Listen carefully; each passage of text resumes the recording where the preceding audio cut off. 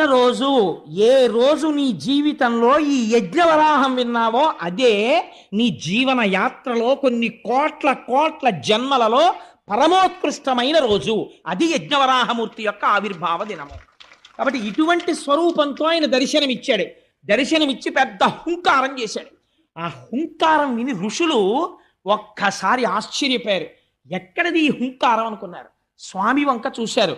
గుర్ర్ గుర్ర్ గుర్ర్ అని శబ్దం చేస్తున్నాడు. అలాగే వర్ణించారు వ్యాసుల వారు. పెద్ద శబ్దం చేస్తూ అడుగులు తీసి అడుగులు వేస్తూ నడుస్తోంది ఆ యజ్ఞవరాహం. ఇప్పుడు ఆయన్ని స్తోత్రం చెయ్యాలి. ఎక్కడి నుంచి స్తోత్రం చేస్తారు?